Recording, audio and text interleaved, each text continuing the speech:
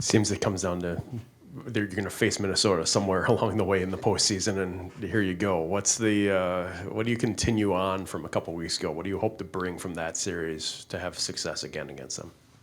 Well, I mean, it's you're trying to play your best hockey right now, and I'm sure a bunch of it's between the ears as far as the mental preparation and getting excited for the opportunity and taking the past experience of not only playing them but last month of the season and things from that nature, and then just going out and enjoying the moment and not getting too wrapped up in all the stuff that's outside of our control. And so it's what you're capable of do from an individual standpoint and then collectively as a group. So it's the fun part of the season. It's over Saturday, and then the 11 teams move on. So from our standpoint, it's like continue to make progress, play with some energy, play with some enthusiasm, and enjoy the experience. Obviously, you talk about things you can't control. You can't control where the game's going to be played. It's always up in the Twin Cities. But that said, does it bring an added challenge facing a team like Minnesota when you have, in the playoffs when you're playing them on their home ice? Well, I think this time of year, as you dwindle down and teams start getting eliminated, if you're going to be successful, you're going to be playing against good teams. And so at this point, you got to be playing well. If you don't play well, then things are going to end pretty quick. And so I think all the teams in our league are used to, the systems that's set up. And obviously, over the course of time, the leagues look for other opportunities to play the final face-off. We've experimented at different areas. This will be the last year that we're at Ritter, and next year it'll change, and we'll go up to Duluth and play. So where's the best place to play? Where can you expose the talent that we have in our league, and where can we draw crowds? So it's almost like work in progress. And then, over the last several years, the best spot's been at Ritter. Obviously, if you're Minnesota, you might be comfortable hosting it. You might not be comfortable. At this time of the year, it's about, how you're playing and how you're executing. And so we know what we're up against. And the one nice thing about, the different teams now, they're drawing people. And so they're bringing crowds in.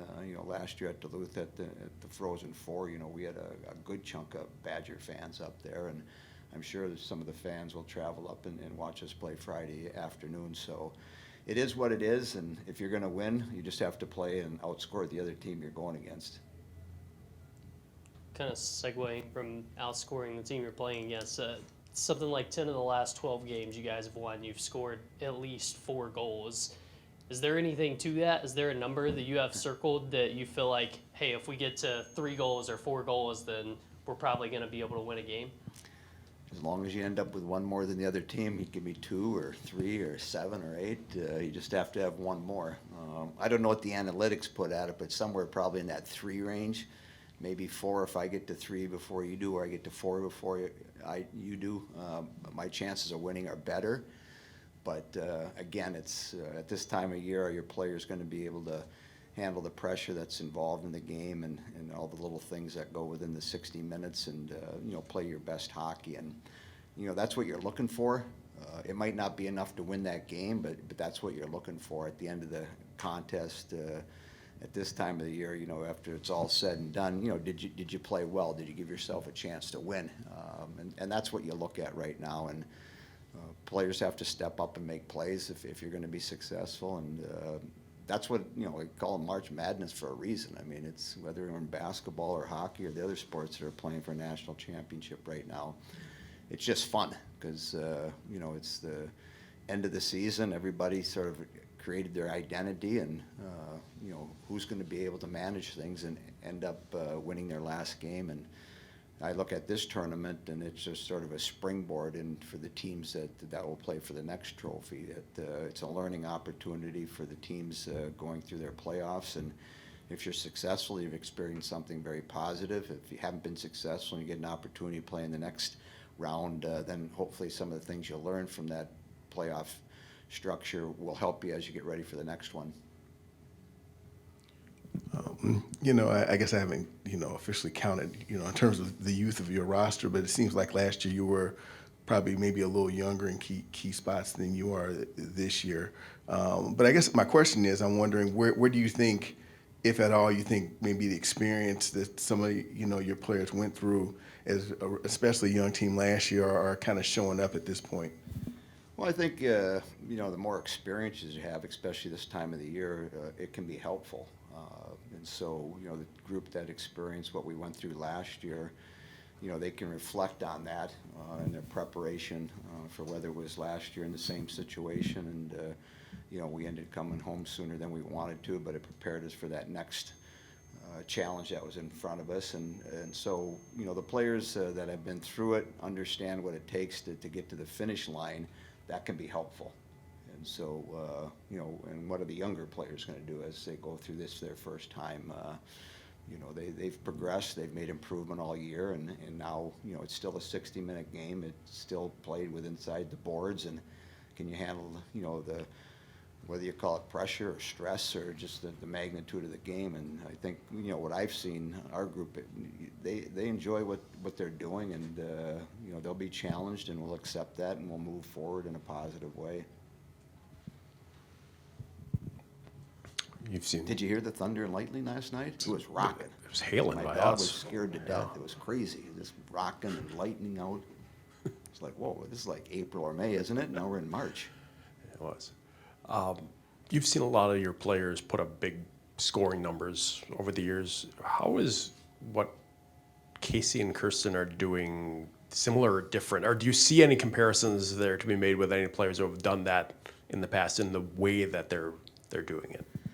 Well, as you look at both of them, very skilled, good sticks, good feel for the game, good hockey IQs. And, what I saw this summer out in Lake Placid at national camp, they were playing on line together, and just you can notice the chemistry. And so that probably is the best asset that both of them have. They understand where each other are on the ice. They're able to move the puck. They got good vision. And Kirsten's, she's got a great stick. Casey's got the speed that's necessary to maybe sustain a forecheck or get loose pucks, and the quickness to get out of corners. And then, you put them together, we're seeing that, and we've seen it all year.